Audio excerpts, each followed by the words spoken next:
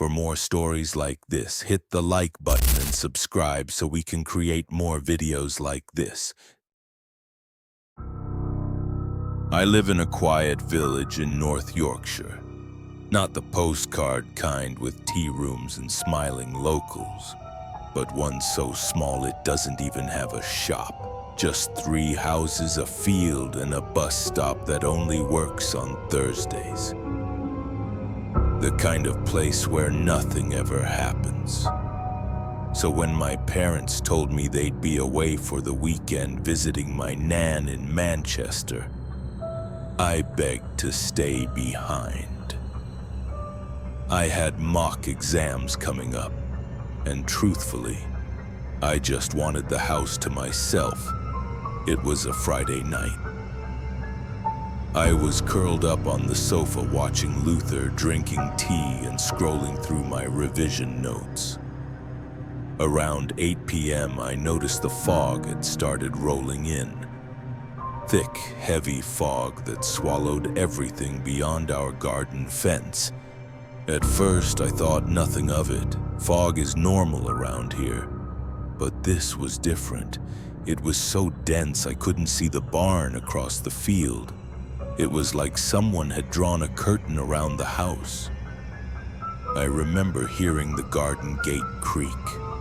It's an old iron thing that always screeches when you open it. I paused the TV and listened, suddenly aware of how quiet everything had gone. No sheep, no wind, just stillness. Then I heard it. The crunch of footsteps on gravel. Slow, heavy. I crept to the living room window and peeked through the blinds. There was a man standing at the edge of our garden, barely visible through the fog. He wore a flat cap and a long coat, and he wasn't moving.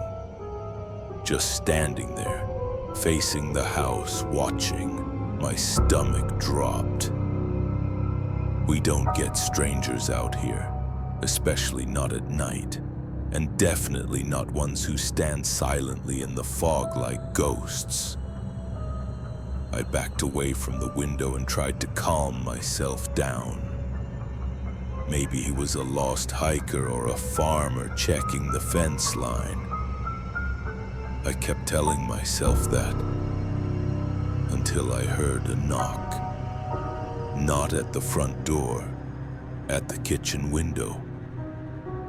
It was a slow, deliberate knock. I screamed. My heart was hammering in my chest. I turned on every light in the house and locked every door and window. I tried calling my parents, but the signal had gone. The fog had knocked it out. Then I rang Mrs. Dowling, the old lady who lives 2 houses down. The call dropped mid-ring. I was completely alone. I sat behind the sofa in the dark, trying not to breathe too loud. I heard the man's footsteps again, this time circling the house. Then came another knock from the upstairs bathroom window.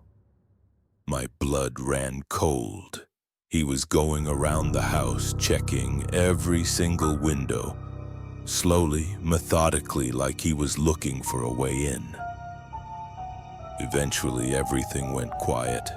I waited an hour before I dared to move. When I peeked outside, he was gone.